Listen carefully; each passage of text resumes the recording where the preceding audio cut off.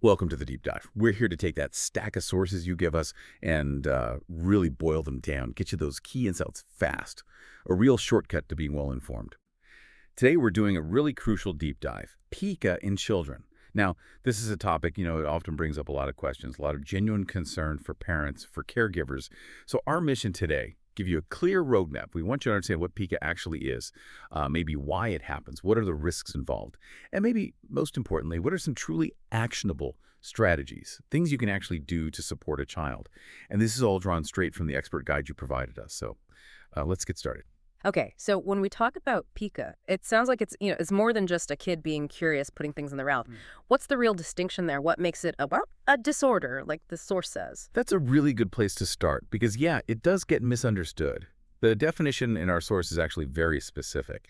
It calls pica a behavioral disorder, and it's characterized by persistently eating non-food items. Persistently. Yeah, and for at least a month. And this is key. The behavior has to be developmentally inappropriate for the child's age. Ah, right. So not just a toddler mouthing toys. Exactly. We're talking about maybe an older child who is persistently eating things like dirt, paper, chalk, even hair, ice, clay, paint chips, fabric, those sorts of things. It's that persistence and the developmental context. That's what really defines it. Okay, that clarifies things. And, it's interesting. You might think pica is pretty rare, but the research seems to paint a different picture, especially in certain groups.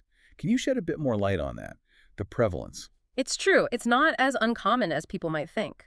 While, yes, pica can happen in typically developing kids, the data we have consistently shows it's significantly more common in children with developmental disabilities. Like which ones specifically? Well, particularly autism spectrum disorder, ASD, and intellectual disabilities. There was a review a while back, but it indicated maybe up to 26%. 26%? Wow. Yeah, up to 26% of children with intellectual disabilities might show pica behaviors. That's a huge number. It is, and it tells us something important. It suggests pica isn't just some, isolated oddity. For a lot of these kids, it might point towards unaddressed sensory needs or maybe communication challenges, things that need a really specific, empathetic approach. That 26% figure really does put it in perspective, Yeah. how common this can be within that group. And that leads straight into the really serious side of this, the medical risks. It's one thing to think about a kid eating a bit of dirt, maybe. But when you hear about intestinal blockages or lead poisoning, that changes things, doesn't it? Absolutely. And the medical risks are precisely why this isn't something you can just ignore or take lightly. Research, going back more than a decade, consistently flags this. Ingesting these non-food items, it can lead to really severe health problems. Like what kind of problems? Well, first off, very dangerous intestinal blockages. These can even be life-threatening. Okay. Then there's the risk of poisoning. Think about lead-based paint chips or contaminated soil. You also have the risk of serious infections, parasites, bacteria, and even significant dental damage, things that can affect how a child eats, even how they speak. So understanding these risks really underlines why getting help, why early intervention is just so critical. Okay. So we understand what it is, the potential dangers. The next big question, naturally, is why? Why does a child do this? I know the source mentioned there isn't just one simple answer, which, well, that can be tough for parents. Exactly. It's rarely just one single cause. It's usually more complex, like an interplay of different factors. But the research gives us several pretty compelling theories, and understanding these can actually be quite empowering for parents trying to figure things out. Okay, like what theories? Well, often we see it linked to nutritional deficiencies. Oh, interesting. Particularly iron or zinc deficiency. That's a common one to check first. Beyond that, though, it might be driven by sensory needs. Sensory. How so? Like a child might be seeking a specific texture or a taste or just that oral input that they're not getting sufficiently elsewhere in their environment. Okay. Sometimes it can be attention-seeking behavior or maybe even a way to cope with unmet needs, environmental needs, emotional needs. That makes a lot of sense, especially linking back to what you said earlier about it being more common in kids with developmental differences. How might it look, say, in a child on the autism spectrum, or maybe one with a trauma history? That's a really crucial connection to make. Yeah, for children with autism or kids who've experienced trauma, Pica can often serve a kind of self-soothing function. Self-soothing. Yeah, a way to regulate perhaps overwhelming sensory input or emotional distress. And in some cases, especially for kids who struggle with verbal communication, it might even be a form of communication itself. Really? Yeah, like an attempt to express discomfort, maybe boredom, or a specific sensory need they just can't put into words. It's often a powerful signal that something deeper might be going on. Wow. Understanding that why really does change how you look at it. It takes you from feeling confused to having a bit more clarity. And all right, once we have that clarity, the next step is, what can we actually do? So let's dive into those practical strategies from the guide. What's the absolute first thing a parent should think about doing? Okay, the first step. Always, no exceptions, seek a medical evaluation. Right, the doctor first. Absolutely. You need to talk to a pediatrician. They need to thoroughly rule out any underlying physical stuff, nutritional deficiencies, like we mentioned, iron, zinc, also gastrointestinal issues or other medical concerns. This is foundational because, if there is a physical cause, addressing that might actually resolve the pica. Makes sense. What's next after the medical check? Once that's sorted, it's incredibly helpful to track the behavior. Track it. Like keep a diary. Exactly. Keep a detailed log. What did they eat? Where did it happen? What was going on right before? What happened right after?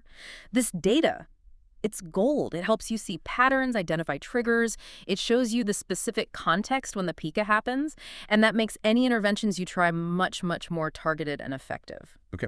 Medical check, then track the behavior. What else? Then you need to child-proof the environment. Okay, practical stuff. Yeah, this is really about managing the immediate surroundings, removing non-food items, or at least limiting access to them, using safety locks if you need to, cleaning up clutter where things might hide, and being really diligent about supervising playtime, especially outside. Just making their physical space safer is critical. All right. And what about encouraging the right kind of behavior? That's the next key piece. Positive reinforcement. Praising the good stuff. Precisely. Reinforce appropriate eating. Reinforce appropriate sensory behaviors. Praise them, maybe offer a small reward when they choose actual food over a non-edible item. This helps them learn what behaviors are desirable and gives them, a positive alternative focus. That's a great point about alternatives.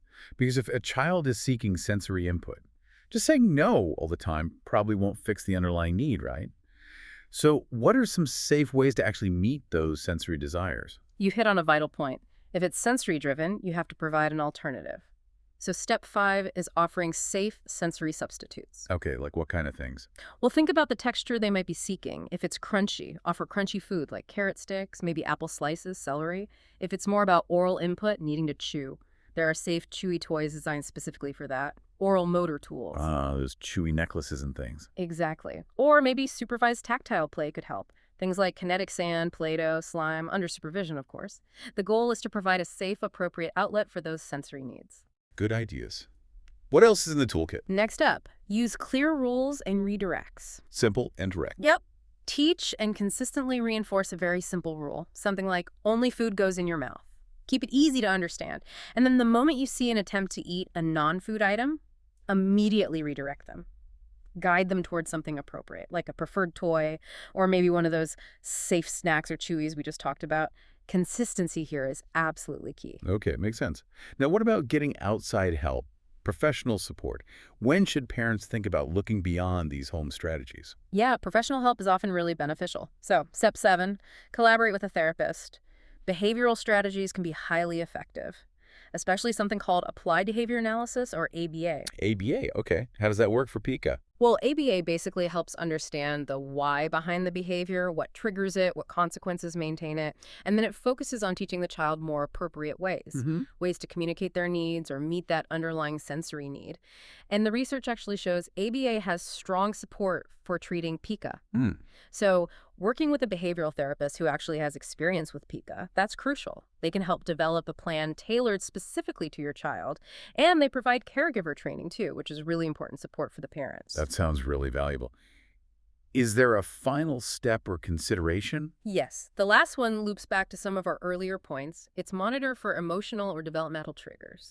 Connecting back to the why. Exactly. Make sure the child is getting enough positive attention, enough structure in their day, and varied, appropriate sensory input throughout the day. Remember, Pica can sometimes be that self-soothing mechanism or way of communicating, especially for kids with autism or trauma histories. So addressing those deeper needs, making sure they feel safe, understood, and engaged, that can be transformative. Those steps are incredibly practical, Yeah, and they seem really interconnected. Like, tracking the behavior helps you figure out which sensory substitutes might work best. precisely. It really does build a complete picture for parents. Mm. Okay, so to wrap up the advice part, when does it cross the line? When does the situation really demand immediate professional help? Not just seeking it, but acting urgently. Right. There are definite red flags. You should seek professional help without any delay if the pica behavior is happening very frequently, or if you see it increasing, Okay, or obviously if your child ingests something potentially dangerous. Any risk of poisoning, like from batteries, magnets, chemicals, choking, or internal obstruction, that's an immediate red flag. Requires urgent medical attention. Go to the ER. got it. Any other situations? Yes. Also, if your child has an existing developmental disorder like autism or an intellectual disability or a known history of trauma, and they're exhibiting pica, professional intervention is strongly advised. Because of those likely underlying needs we've been discussing, it needs expert assessment and support. This has been, wow, a really insightful deep dive into Pica. We've covered a lot of ground. From getting a clear definition of this often misunderstood behavior to understanding its surprising prevalence, those serious risks, exploring the complex reasons behind it, the potential causes, and most importantly, arming you, our listener, with those clear, actionable strategies.